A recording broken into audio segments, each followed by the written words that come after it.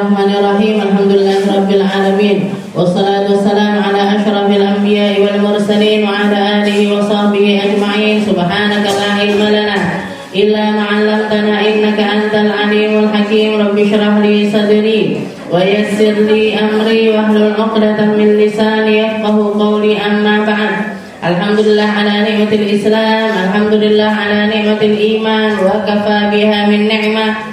Allahumma barik lana fi Rajab wa Sya'ban wa ballighna Ramadan wa ballighna Ramadan wa ballighna Ramadan wa a'inna lis-siyami wal qiyami wa qira'atil Qur'an wa qanni'na bil yasiri minal manam. Alhamdulillah, segala puji bagi Allah Subhanahu wa taala. Hari ini kita kembali menjadi hamba-hamba Allah Ta'ala yang mengkaji tentang perkara-perkara yang menjadi batasan-batasan Allah Subhanahu wa Ta'ala di atas muka bumi ini untuk para umat manusia, di mana semua syariatnya Allah Ta'ala kembali kepada manusia itu sendiri, di mana semua aturannya Allah Ta'ala untuk menjaga keindahan yang ada pada diri seorang manusia, fitrah yang Allah Subhanahu wa Ta'ala lahirkan kita dengannya. Allah Subhanahu wa Ta'ala ingin agar fitrah itu terus ada sampai kita meninggal dunia.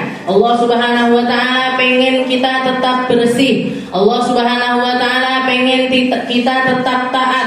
Allah Subhanahu wa Ta'ala ingin kita menjadi hamba-hamba yang hatinya senantiasa bertuju kepada Allah Ta'ala dan berkiblat kepada Nabi kita Nabi Muhammad sallallahu alaihi wasallam. Utamanya lagi kita berada di mawasimul khair, di musim-musim kebaikan.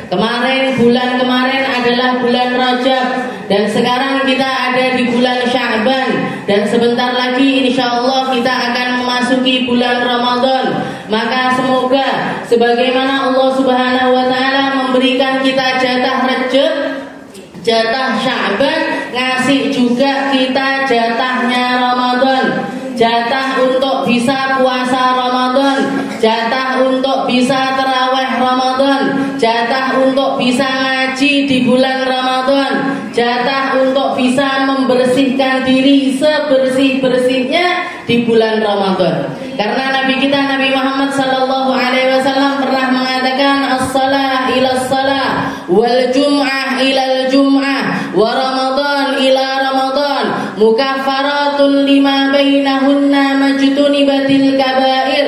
Katanya Nabi Muhammad, ada hari-hari di mana Allah Subhanahu wa Ta'ala membersihkan manusia dari satu sholat ke sholat yang lainnya. Antara subuh ke duhur kita dibersihkan, dari duhur ke asar kita dibersihkan, dari asar ke maghrib kita dibersihkan, dari maghrib ke isya kita dibersihkan, bahkan dari isya sampai ke subuh lagi kita juga senantiasa dibersihkan oleh Allah Subhanahu wa Ta'ala.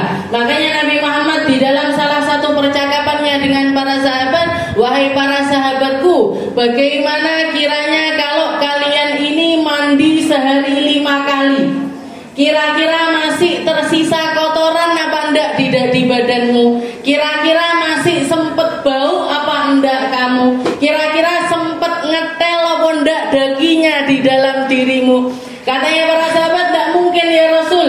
Kalau kita mandi sehari 5 kali, mesti kita akan senantiasa jadi orang yang bersih. Maka katanya Nabi Muhammad, seperti itu juga lah fungsinya dari sholat. Orang kalau sholatnya baik, orang kalau bersih-bersihnya baik, orang kalau berangkat untuk sholatnya dengan tujuan-tujuan yang baik, maka Allah Subhanahu wa Ta'ala hakikatnya sholatnya dia itu adalah pembersih bagi diri hamba tersebut. As-salah ila salah. Setelah itu Nabi Muhammad juga mengatakan wal jum'ah ilal jum'ah.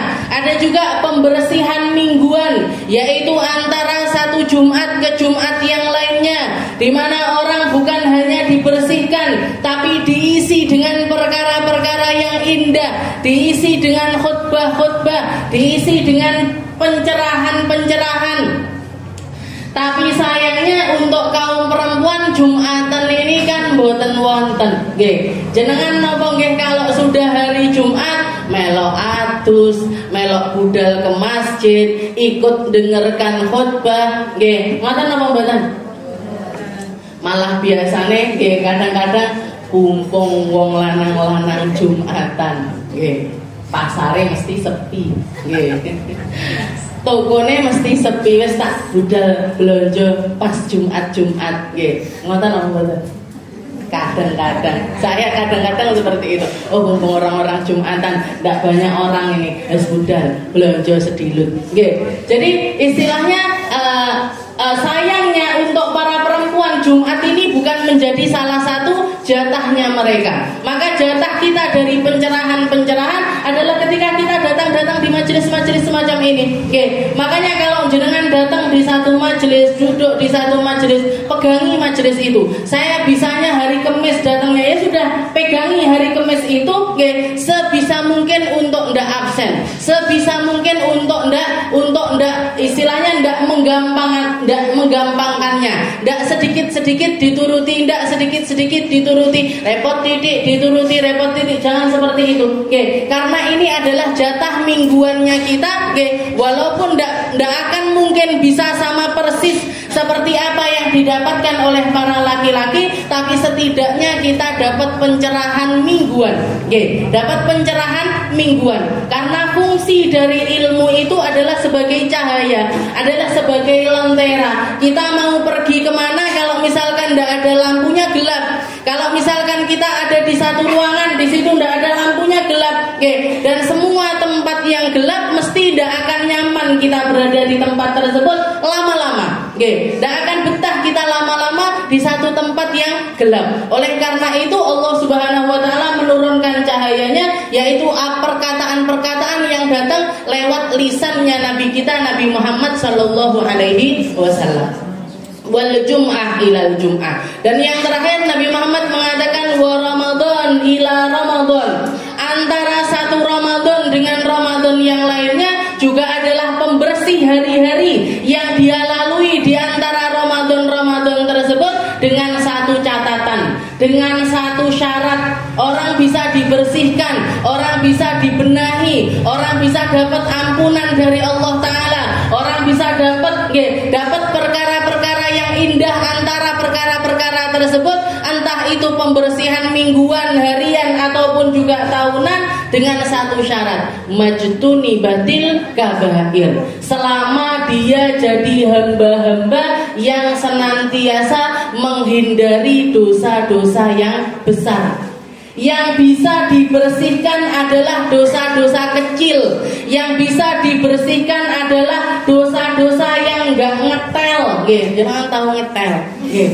Lek wis ngetel, kalau sudah berkerak, kalau sudah menyatu dengan perkara tersebut, ini butuh pembersihan ekstra. Tidak cukup dengan mingguan, harian, apalagi dengan tahunan. Oke, orang-orang yang durhaka sama orang tuanya tidak akan bisa dibersihkan dengan Ramadan sekalipun, kecuali dia merubah keadaan dirinya dari hamba, dari seorang anak yang durhaka kepada orang tuanya menjadi anak yang berbakti kepada orang tuanya. Entah orang tuanya masih ada ataupun orang tuanya sudah tidak ada. Mau orang tuanya masih ada, kalau orang tuanya masih ada, maka wajib untuk merubahnya secara langsung. Kalau omongan kita seringkali kasar, dihaluskan. Kalau kita seringkali nyakiti mereka, diberhentikan. Kalau kita merasa banyak sekali kesalahan yang kita lakukan kepada mereka, minta maaf. Kalau tidak dibersihkan keraknya, karena ini adalah merupakan dosa besar, maka sebanyak apapun, seindah apapun Ramadannya dia, sebanyak apapun sedekahnya dia, sebanyak apapun sujud dan rukuknya dia, tidak akan mampu membersihkan dirinya. Orang-orang yang mudminul khamr, orang-orang yang minum minuman keras, orang-orang yang berjudi, orang-orang yang melakukan kesalahan atau permusuhan dengan sesama hamba Allah, mereka ini adalah dosa-dosa yang berkerak, ini adalah dosa-dosa yang besar, ini adalah dosa-dosa yang tidak mungkin bisa dibersihkan dengan apapun kecuali kalau kita menyelesaikannya. Ibaratnya kayak kita di badan kita ini, kalau misalkan orang hari-harinya cuman kotornya itu karena keringat, kotornya itu karena daki, kotornya itu karena lama ndak mandi, ini cukup dengan mandi bersih, cukup dengan kita pakai sabun ukur-ukur, pakai sampo ukur-ukur bersih, Bu. Tapi kalau sudah ngetel itu kayak gimana, Ustazah? Jenengan masuk ke dalam lumpur, jenengan masuk. Jadi dosa besar itu ibarat lumpur, ibarat kubangan lumpur yang kita gelinding-gelinding di dalamnya, adus tok katek banyu panggah mambu, adus tok pakai air, pakai sabun sedikit, tidak akan bisa dibersihkan kecuali kita membersihkannya dengan ekstra. Ada yang masuk di bawah kuku-kuku dibersihkan, ada yang ngetel karena istilahnya apalagi kalau dosa besar itu diimbune bertahun-tahun, di root istiqomahnya melakukan keburukannya itu bertahun-tahun, tidak ditobat-tobati, tidak dibersih-bersihkan. Istilahnya kayak apa? Orang masuk ke dalam kubangan lumpur, keluar dalam keadaan penuh lumpur, jalan-jalan sampai garing.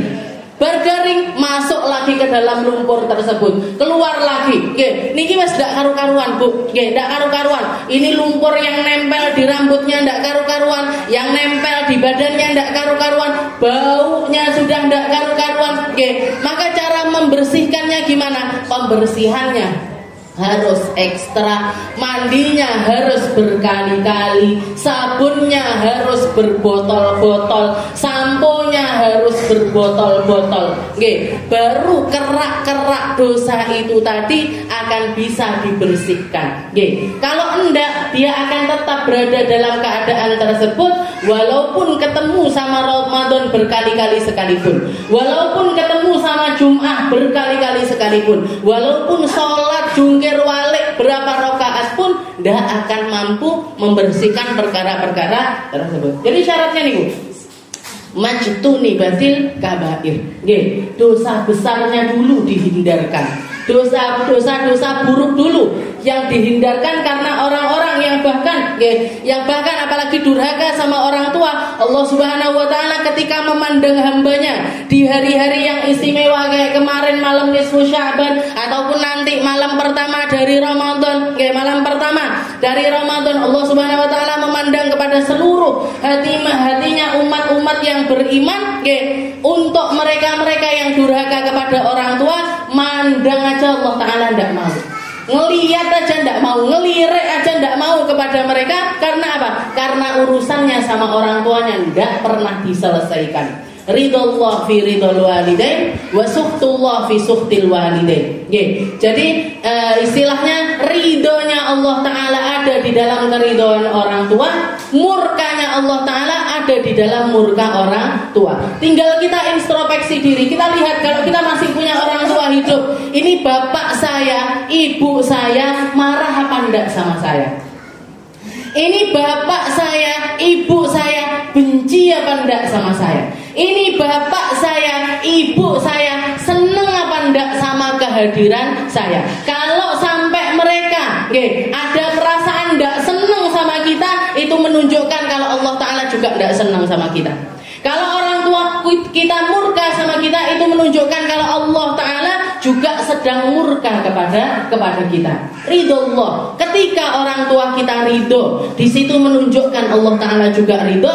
Ketika orang tua kita murka, marah sama kita, itu menunjukkan kalau Allah Ta'ala juga sedang murka kepada kita. Jadi dosa-dosa besar dulu kita perhatikan. Apa yo masalahku sama komunitas saya apa ya?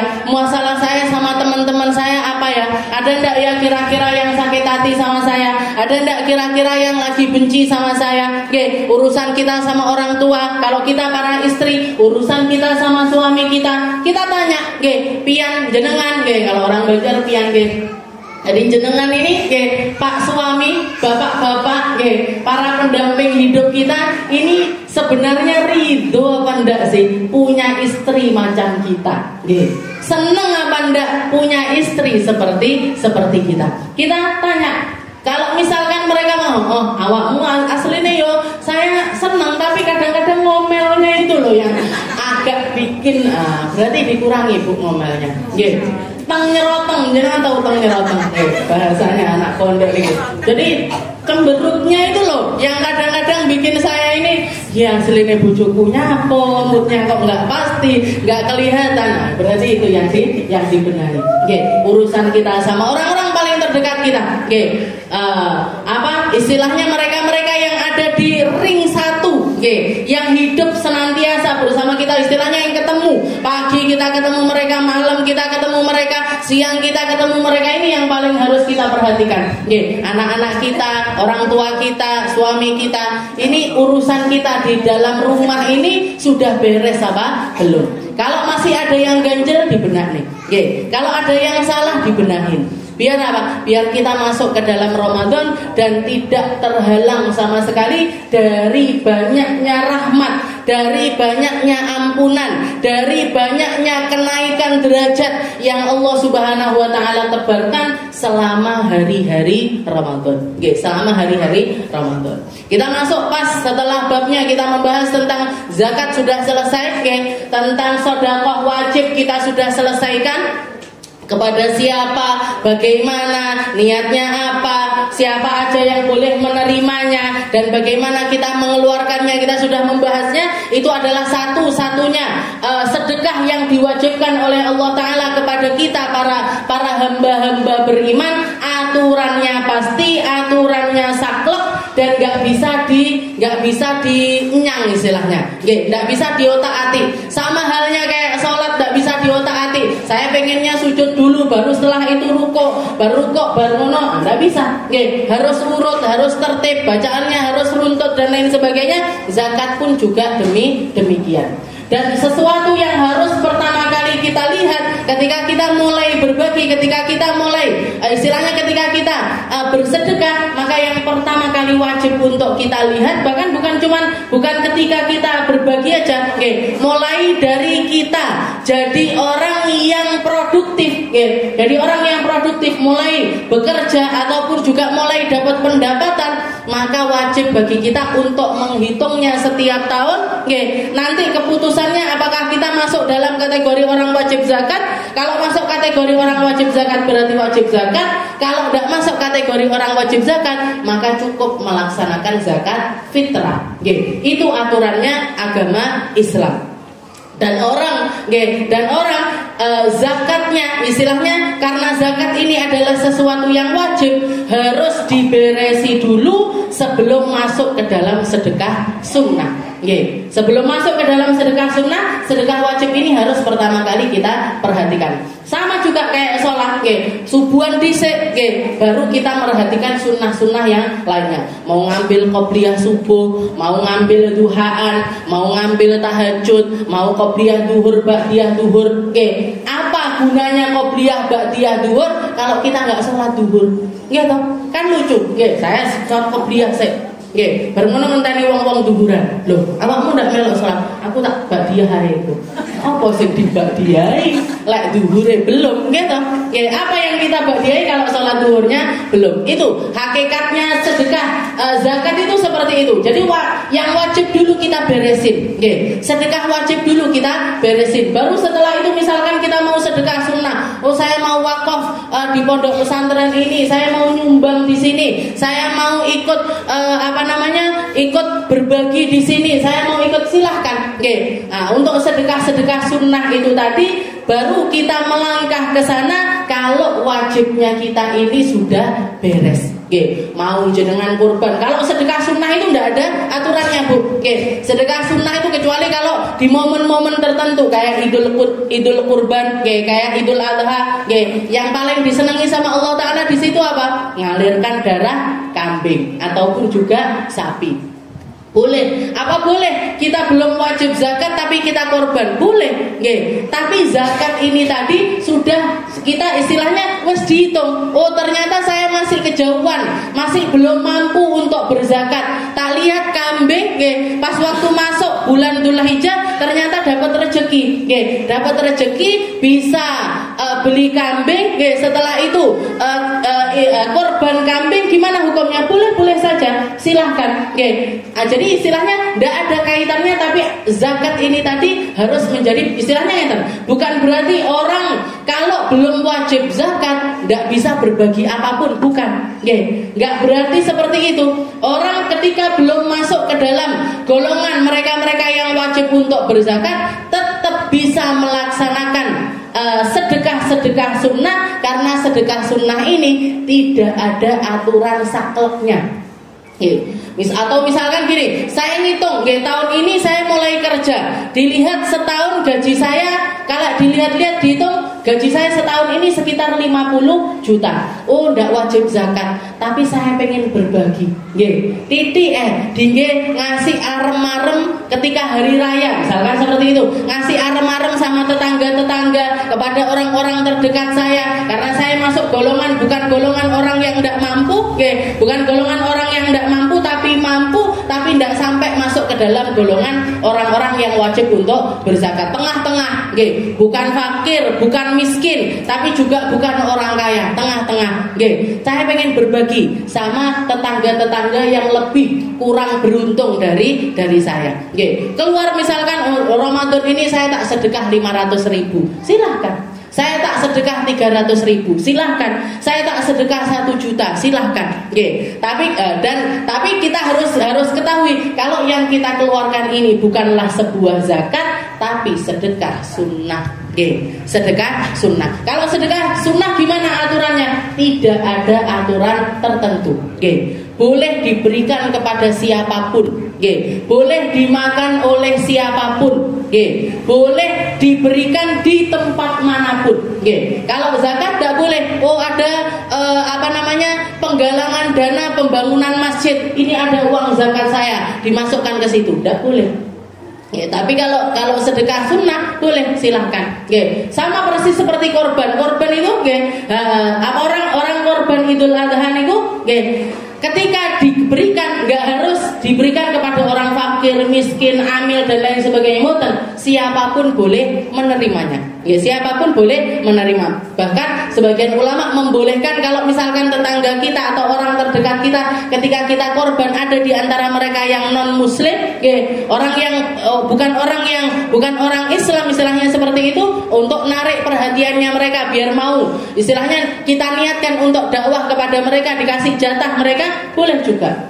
Boleh. Sebagian ulama membolehkan, sebagian lagi tidak membolehkan. Jadi untuk sedekah sunnah itu tidak ada aturan sama sekali. Diberikan ke orang kaya pun boleh. Diberikan ke orang kaya boleh. Jadi misalkan kita bareng-bareng. Jadi kita bareng-bareng misalkan, Bu, ayo Bu, kita misalkan nanti penutupan majelis, nanti kapan gitu misalkan, atau pas ulang tahunnya majelis urunan bareng-bareng, ada yang keluarkan 100.000, ada yang keluarkan 50.000, ada yang keluar 5.000, ada yang keluar 2.000, dikelompok nih dari siji. Setelah itu kita belikan makanan bareng-bareng, terus kita makan bareng-bareng. Yang makan ini ada orang yang kaya raya, ada yang tidak punya, ada yang tengah-tengah dan lain sebagainya. Gimana ini? Apa boleh seperti itu? Boleh, silahkan. Karena kalau sedekah sunnah itu siapapun boleh menerimanya. Jangan mau ngasih hadiah Pak Presidennya oleh, hadiah itu termasuk sedekah sunnah. Hibah, pemberian itu juga sedekah sunnah. Wakaf, jadi makanya kalau sedekah sunnah ini macamnya beda-beda, macamnya banyak sekali. Ada yang namanya hadiah, ada yang namanya pemberian, ada yang namanya harta wakaf, ada yang namanya harta istilahnya kerja bareng setelah itu keluar dari itu juga termasuk sedekah, termasuk sedekah kerjasama. Tinggal nanti aturannya yang berbeda-beda. Seperti itu. Sekarang kita masuk, tinggal 2 kali pertemuan lagi sebelum kita masuk ke dalam bulan Ramadan. Pas nepati babnya adalah bab puasa Ramadan. Qala al-mu'allif rahimahullahu ta'ala wa nafa'na bi uluwi fid dharain. Puasa Ramadan faslun yajibu shaumi syahri Ramadan ala kulli muslim mukallafin wa la yasihu min haid wa nufasa wa yajibu alaihim al-qada wa yajuzul fitr li musafir safara qasrin wa illam yashuk alaihi shaum. Jadi dikatakan di sini di dalam kitab Sulamut Taufik, Habib Abdullah bin Husain bin Tahir mengatakan faslun yajibu shaumu syahri Ramadan, wajib bagi siapapun yang ketemu sama bulan Ramadan untuk melaksanakan puasa Ramadan. Jadi puasa Ramadan ini datang kewajibannya bagi siapapun yang ketemu sama bulan Ramadan. Yang tidak ketemu sama bulan Ramadan, yang tidak ketemu sama bulan Ramadan, tidak wajib untuk puasa Ramadan. Gimana maksudnya tidak ketemu sama Ramadan? Ya misalkan ada orang, saya kok kayaknya Ramadan kali ini tidak bakalan ketemu ya. Saya kok kayaknya Ramadan kali ini tidak akan kayaknya sudah di alam baka ya. Saya kayaknya kok Ramadan kayak kali ini sudah diambil sama Allah Ta'ala ya. Tak dimai Ramadan saya akan menganggap bulan ini menjadi bulan Ramadan. Puasa dia siangnya, malamnya terawih dewi, malamnya terawih sendirian, atau sak keluarga. Wah, kayaknya kok kita pesimis ya mau ketemu sama Ramadan. Ya Ramadan naik saiki. Gimana hukumnya? Tidak boleh. Yang seperti itu tidak boleh. Tidak boleh dan tidak wajib. Tidak boleh dan tidak wajib. Jadi puasa Ramadan atau ibadah di Ramadan itu adalah jatah, adalah rezeki. Jatah dan juga rezeki yang Allah Ta'ala tetapkan kepada hamba-hamba yang Allah Ta'ala inginkan. Berapa yang mau Allah Ta'ala kasih, seporsi apa yang Allah Ta'ala ingin kasih. Ada orang-orang yang dikasih Ramadan full, mungkin kita semuanya Ramadannya full nanti. Ada yang dikasih sama Allah Ta'ala jatah 29 hari, ada yang dikasih jatah 28 hari, ada yang dikasih jatah 25 hari, ada yang dikasih jatah 15, ada yang dikasih jatah 10, ada yang dikasih jatah 2 hari, ada yang dikasih jatah sehari, ada yang tidak dikasih jatah sama sekali. Hamin 1 Ramadan meninggal, nggak entuk jatahnya Ramadan. Dan puasa sehari 2 hari meninggal, nggak dapat jatahnya Ramadan. Ini cuma 2 hari itu aja jatahnya dia dari bulan Ramadan. Syahrul Ramadan alladzi unzila fihil Qur'an hudal linnas. Allah Subhanahu wa taala mengatakan bulan Ramadan ini dimuliakan semulia-mulianya sama Allah Taala, diangkat derajatnya setinggi-tingginya oleh Allah Taala. Bahkan julukannya adalah Sayyidus Syuhur, pemimpinnya semua bulan. Pemimpinnya semua bulan itu adalah bulan Ramadan. Apa yang membuat Ramadan itu begitu istimewa? Unzila fihil Qur'an. Karena di hari-hari Ramadan tersebut ada hari-hari di mana Allah Subhanahu wa taala menurunkan Al-Qur'an yang pertama kali. Jadi Ramadan menjadi mulia karena ada yang namanya nuzulul Quran. Ada peringatan turunnya Al-Qur'an. Pertama kali Allah Subhanahu wa taala memberikan Al-Qur'an kepada Nabi kita Nabi Muhammad sallallahu alaihi wasallam, turunnya surat Al-Alaq ayat 1 sampai 5, Iqra bismi rabbikal ladzi khalaq, itu terjadinya pada salah satu malam di bulan Ramadan. Ada yang mengatakan tanggal 21, ada yang mengatakan tanggal 23, ada yang mengatakan tanggal 17, macam-macam. Banyak perbedaan pendapat di antara para ulama kapan tepatnya malam nuzulul Quran. Tapi yang pasti salah satu di malam-malam Ramadan itu adalah malam nuzulul Quran. Malam nuzulul Quran. Dan dikatakan pas malam nuzulul Quran di pertama kali Nabi Muhammad mendapatkannya itu adalah tepat pada malam Lailatul Qadar. Pada malam Lailatul Qadar. Dan para ulama juga mengatakan seringkali malam nuzulul Quran itu selalu bertepatan dengan malam Lailatul Qadar. Malam Lailatul Qadar dilipatkan. Jadi Ramadan sendiri sudah mulia, malamnya lebih mulia. Malam Lailatul Qadar jauh lebih mulia lagi dibandingkan malam-malam yang lainnya. Syahrul Ramadan alladzi unzila fihil Quran. Jadi di sini Habib Abdullah mengatakan yajibu shaumi syahri Ramadan ala kulli muslim. Wajib hukumnya puasa Ramadan bagi setiap orang yang mengaku muslim. Mereka-mereka yang telah mengikrarkan asyhadu an la ilaha illallah wa anna muhammadar rasulullah langsung tersentuh kewajiban puasa. Kalau ketemu sama Ramadan langsung kena kewajiban puasa Ramadan. Mukallafin. Setelah itu mereka adalah orang-orang yang mukallaf. Mukallaf ini apa? Balik berakal. Balik ketok ndak berakal ndak wajib puasa. Berakal tok ndak balik juga ndak wajib puasa. Anak umur 7 tahun, anak umur 8 tahun sudah bisa cebok sendiri, sudah bisa makan sendiri, sudah bisa minum sendiri. Boleh dia berpuasa tapi ndak wajib. Sah puasanya dia tapi ndak wajib. Wajibnya kapan? Nanti kalau sudah balik.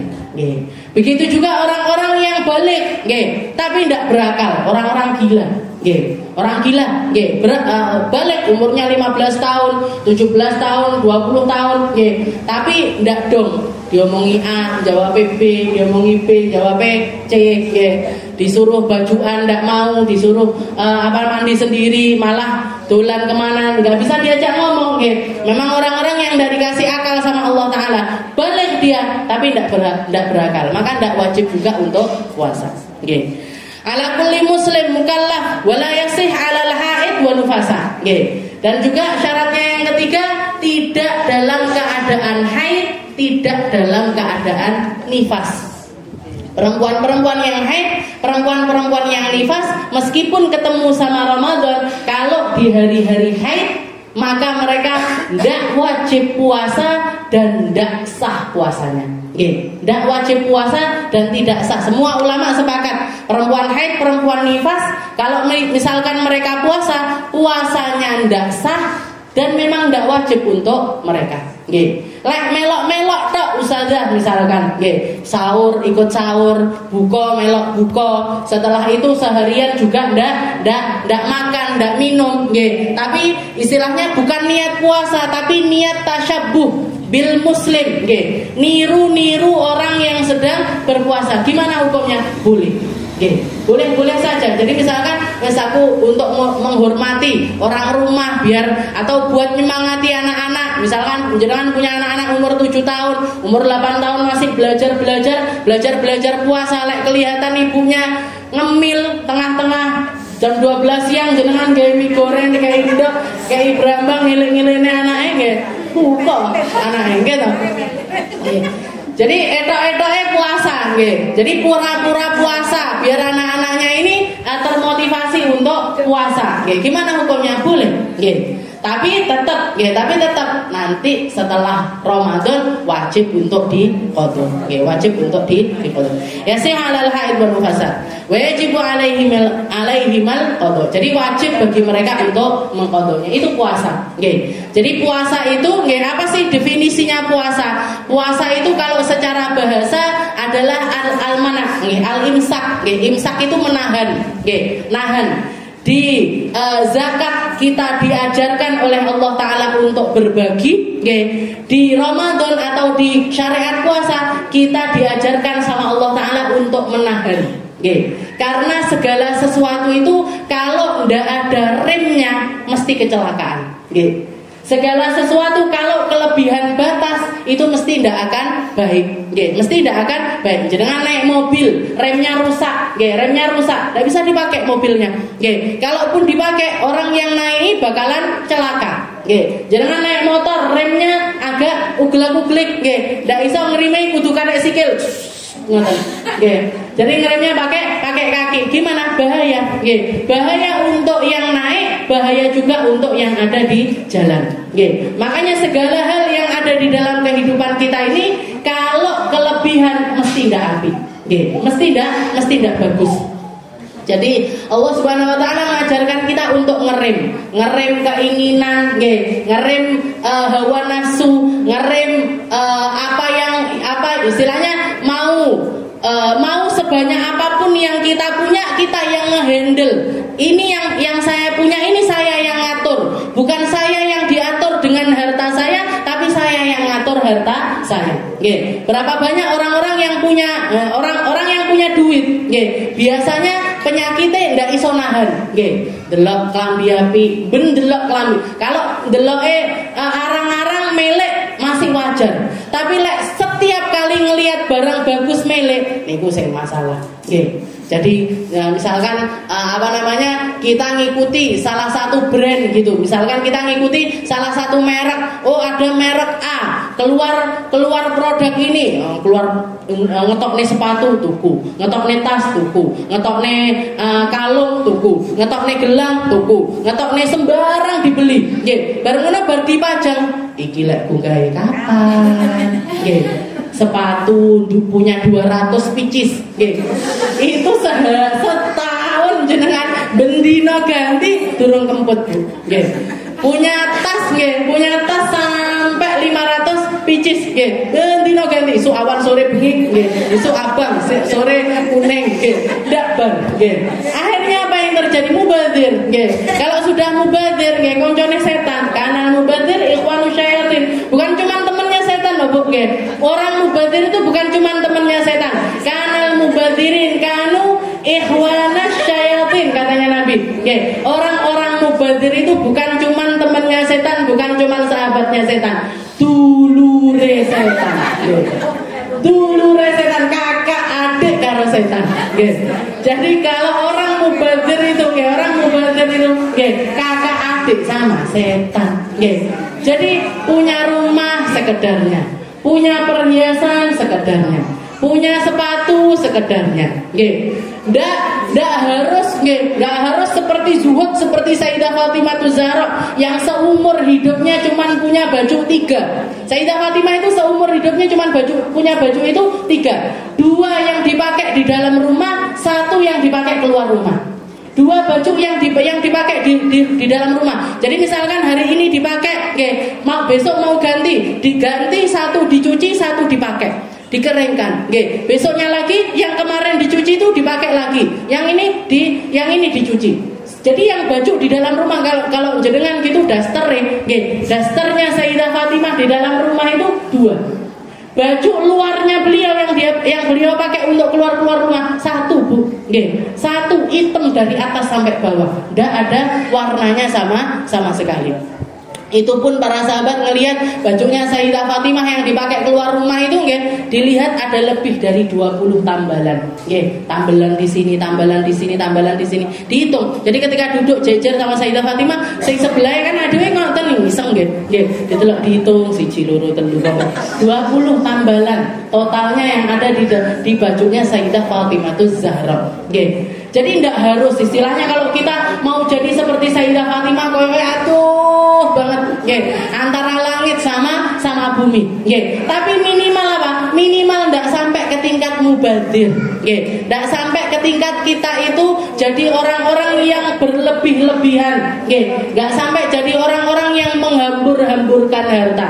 Jilbab ya sekedarnya, yang penting pantas, ke pengajian pantas, ke kondangan pantas, ke reunian pantas, kemana lagi jangan biasanya, mau alun-alun pantas, tamasya pantas, yang penting pantas, yang penting adalah pantas, pantas. Orang ngelihatnya kita ndak melas, yo ngalamin juga orang ganti belas kelambinya, ndak seperti itu, karena yang seperti itu juga bakalan jadi omongannya orang, tapi istilahnya tidak sampai ke tingkat mubazir. Tas sekedarnya, pantas digorengnya pantas sih. Karena orang sekarang kan ngoten, tas ke pesta sendiri, tas blonjo dhewe, jarang yang ke sing ning dinti nggawa kresek jarang.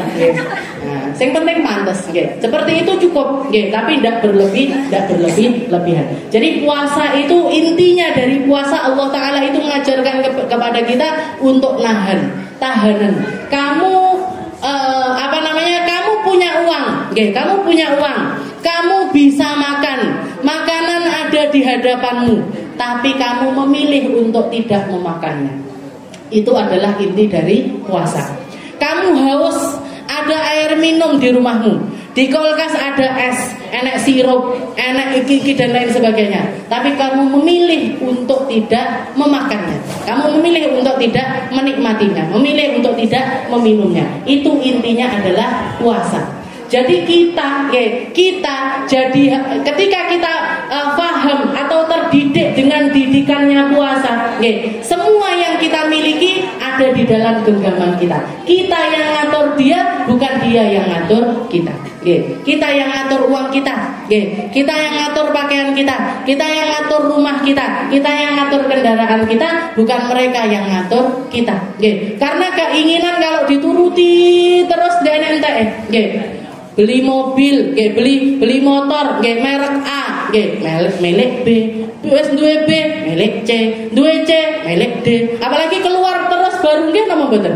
Nggih, motor itu merek nopo ngoten? Nggih, tahun ini keluar, tahun depan keluar lagi. HP sing paling sering nggih, HP nggih, bulan ini keluar nggih A1.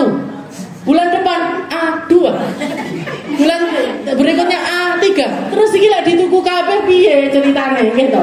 Nggih. Kalau dibeli terus-terusan, kalau tiap keluar baru beli, tiap keluar baru, ndak karu-karuan, Bu. Nggih. Hidup kita ndak akan karu-karuan. Jadi al-manah, al-imsak, nggih, nahan diri. Nggih, menahan diri. Sayyidah Maryam di dalam Al-Qur'an ketika beliau dikasih sama Allah Ta'ala cobaan berupa hamil di usia muda tanpa pendamping, tidak ada suaminya, yang Allah Ta'ala ilhamkan kepada beliau, wahai Maryam, katakan kepada orang-orang yang menghina dirimu, inni nadartu lirrahmani sauma falan ukallimal yauma insiya. Saya sudah nazar sama Allah Ta'ala, apapun yang kalian lakukan, apapun yang kalian katakan, apapun yang kalian pertanyakan atas keadaanku, saya akan memilih untuk diam dan tidak menjawabnya. Nanti Allah Ta'ala yang menyelesaikan. Maka puasanya Sayyidah Maryam di sini bukan puasa makan minum, tapi puasa ngomong. Orang ngomong, ada orang yang mengatakan, ya Maryam, makanat abuki mra'asawin wa makanat ummuki baghiyah. Maryam, kok iso awakmu iki meteng? Bapakmu adalah pemuka agama, ibumu bukan orang yang melacurkan dirinya. Ini kalau diterus-teruskan ayatnya, kok bisa kamu sampai hamil kayak gini? Omongan orang macam-macam. Bahkan dari sepupu-sepupu terdekatnya pun ada di antara mereka yang mengatakan, ya Maryam, apa ada pohon yang tumbuh tanpa adanya benih yang ditanam? Katanya Sayyidah Maryam, ada. Bukankah Allah Ta'ala menciptakan Nabi Allah Adam tanpa perantara apapun? Bukankah Allah Ta'ala menciptakan bumi tanpa perantara apapun? Bukankah pohon-pohonan yang Allah Ta'ala tumbuhkan pertama kali di atas muka bumi ini juga tanpa benih apapun? Tanpa benih apapun. Allah Ta'ala pengen ada pohon mangga, dijadikan pohon mangga dulu, satu, berbuah. Dari buahnya itu orang nanam, dari bijinya satu, nanam, jadilah pohon mangga banyak. Orang Allah Ta'ala pengen numbuhkan kurma, ditumbuhkan dulu satu sama Allah Ta'ala. Baru setelah itu orang-orang nanam dari biji-biji kurma di tempat-tempat yang lainnya. Dijawab sama Sayyidah Maryam seperti itu. Baru setelah itu beliau dapat ilham dari Allah Ta'ala ini. Nah, karena tambah banyak, tambah macam-macam omongannya orang, tambah beraneka ragam, tambah nyakitkan, tambah heboh dan lain sebagainya. Inni nadartu lirrahmani sauma. Saya memilih untuk puasa. Puasa apa? Falan ukallimal yauma insiya. Maka jenengan pun boleh. Kalau misalkan jenengan melihat apa ya kelemahan diri saya, apa ya musuh terberatnya saya, apa yang sampai sekarang ini masih belum bisa saya kendalikan. Saya masih belum bisa kendalikan mulut ini Ustazah, senengane ngomel-ngomel. Jenengan puasa. Puasa apa? Puasa ngomong. Jenengan kalungan kasih notes di sini. Lah arep ngomong karo bojone, Pak, mau dimasak nih opo gitu. Kalau mau ngomong sama anaknya, nah nanti sekolahnya pulang jam berapa ya. Nah, jadi itu caranya untuk belajar piye carane biar enggak banyak ngomong. Saya ini masalahnya marah-marah Ustazah. Gampang sekali marahnya sudah puasa. Puasa apa? Puasa marah. Nggih. Kalau marah sekali nggih, marah sekali jenengan kasih hukuman atas diri sendiri. Saya kalau marah sekali nggih, sedekah 1 juta. Dijamin jenengan tidak bakalan gampang marah. Nggih. Jadi ditulis marah 1 juta. Marah 2 juta. Marah 3 2 juta. Enggak bakalan jadi orang pemarah. Arab nesu 1 juta. Dan situ nesu mesti. Jadi kasih hukuman kepada diri sendiri. Dulu saya ketika di pondok diajarin sama Habib Segaf itu seperti itu. Jadi caranya beliau untuk mendidik kita itu di setiap minggunya ada mujahadah. Setiap minggunya itu ada mujahadah. Mujahadahnya macam-macam. Ada kalanya mujahadahnya suruh baca-baca. Katanya nanti Ustaz milih. Misalkan saya waktu itu kelas 1 Sanawi, anak kelas 1 Sanawiyah. Nanti setelah waktunya orang-orang tidur, jam 10 malam, bel masuk kamar semuanya tidur, kalian ngumpul di musola, setiap orang suruh baca burdah 25 kali semalam. Burdah, jangan tahu qasidah burdah itu. Lek baca biasa 1 jam Bu. 1 jam. Anak pondok biasanya lebih cepat, bisa 20 menit, 15 menit selesai. Itu semalam, dalam semalam disuruh baca 25 kali. Nanti kapan lagi disuruh baca Dalail Khairat? Bukan Dalail Khairat hari-hari tok. Di sini kan hari Senin tok, Selasa tok. Enggak. Senin, Selasa, Rabu, Kamis, Jumat, Sabtu, Minggu dibaca dalam semalam. Itu enggak kempet Bu. Dan jam 10 biasanya selesai itu, ada yang jam 3, ada yang jam 4 baru selesai. Itu mujahadah baca-baca. Nanti kadang-kadang sama beliau disuruh mujahadah gitu. Anak kelas 1 Sanawi besok hari Jumat enggak boleh ada yang ngomong. Terus gimana Ustadz? Ya itu dikasih tulisan. Kalau mau ngomong pakai tulisan. Ya padahal jenengan tahu anak pondok, enggak ada yang enggak ngantri. Dan ngantri, kalau mau ngantri itu mesti yang diambil itu dari apa? Dari ngomong. Aku nomor 1 ya. Saya kamar mandi ngantri nomor 1. Saya ngantri kamar mandi nomor 2. Saya ngantri kamar mandi nomor 3. Lah kalau enggak bisa ngomong, orang-orang adzan podo brudul-brudul. Nggak bisa ngomong. Jadi tapi ya seperti itu. Jadi sama beliau nanti kalau misalkan besoknya diperiksa, ayo ya, siapa yang melanggar? Saya Ustaz. Apa? Ngomongnya apa? Pas di kantin Ustaz mau beli sambel, ngomong beli sambel, beli ini, seperti itu. Jadi diajarin sama beliau yang namanya mujahadah. Dan ini intinya dari puasa. Intinya dari puasa. Kalau kita sudah puasa bertahun-tahun, saya umur 40 saja. Poso wis 30 tahun. Tapi kok masih belum bisa mengendalikan emosi, belum bisa mengendalikan omongan, belum bisa mengendalikan akhlak, belum bisa mengendalikan adab saya dan lain sebagainya. Yang salah ini Ramadannya apa kita kira-kira? Kitanya yang salah. Ramadan tidak tahu salah. Ramadan itu nggak pernah salah. Bahkan Ramadan akan tetap ketemu sama siapapun yang masih ada di atas muka bumi ini, tanpa peduli kita ada ataupun tidak ada, tanpa peduli para nabi ada ataupun tidak ada, tanpa peduli orang-orang soleh ada ataupun tidak ada, Ramadan akan selalu ada. Maka yang salah berarti bukan Ramadannya, tapi yang salah adalah kita. Makanya sinau, saya belajar, saya ngaji, saya nyari informasi, saya mengkaji, saya bertafakur, saya mendalaminya. Untuk apa fungsinya? Fungsinya untuk apa? Biar setiap kali kita ketemu Ramadan akan nambah pangkat kita, nambah derajat kita, nambah kedekatan kita, nambah iman Islam di dalam hati kita yang kita pupuk dari kecil ini, tambah terus-terusan.